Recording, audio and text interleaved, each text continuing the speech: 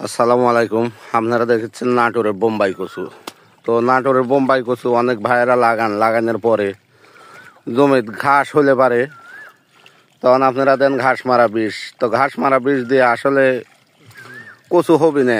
অনেক ভাই আমাকে এখন ফোন দিয়ে করছে, ভাই কচুর ঘাস মারা বিষ দিছি, কচু নষ্ট হয়ে যাচ্ছে। কচুর ঘাস মারা বিষ দিলে নষ্ট হয়ে যাবে। এই যে কচুটা আমরা লাগাইছি, দেখেন আজ 1 মাস বয়স। পাশের জমিটা, পিছনের জমিটা দেখেছেন, পিছনের জমিটা ওটা 1 মাস কয়েকদিন হয়েছে, 12-13 দিন। ওটা তো আল্লাহর রহমতে লাল বাড়ায় চলে আইছে। এটা 1 মাস বয়স হয়েছে, আর 20 দিন পরে আল্লাহর রহমতে এটা তো লাল চলে আসবি।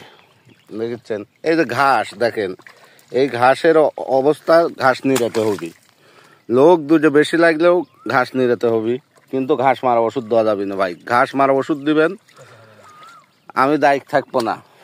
ঘাস মারা ওষুধ দিলে কচুটা নষ্ট হয়ে যাবে। কচু একটা ঘাসের মতোই।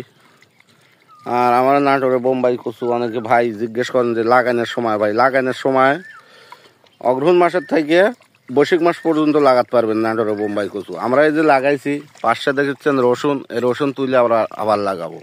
আসসালামু আলাইকুম।